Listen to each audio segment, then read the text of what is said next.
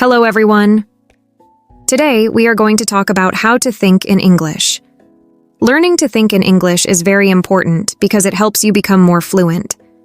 When you stop translating words from your native language, you can speak faster and more naturally. You will feel more confident when you don't have to stop and think of the right words. This will also make conversations smoother because you won't need to pause as much. One of the easiest ways to start thinking in English is by using simple words in your daily life.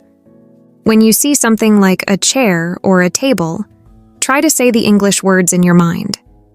This is a small but effective way to begin. At first, it might feel a bit strange, but the more you practice, the easier it will become. Soon, these words will come to you automatically. Once you are comfortable with single words, try moving on to short sentences. For example, when you want to say, "I'm going to the store," think of this in English instead of your native language. You can also think about what you are doing at the moment.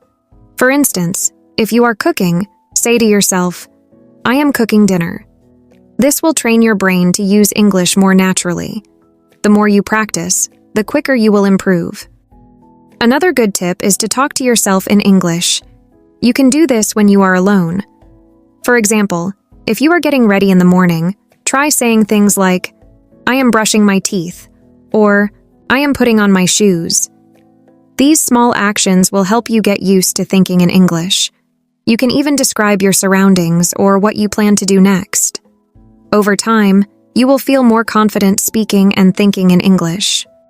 It also helps to think about your day in English. At the end of the day, ask yourself, "What did I do today?" Try to answer in English. For example, you can say, "Today I went to work," or "I had lunch with a friend."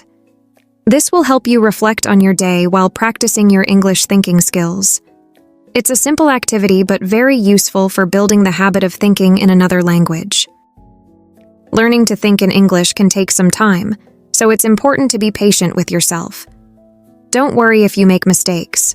It's a normal part of learning. The key is to keep practicing every day.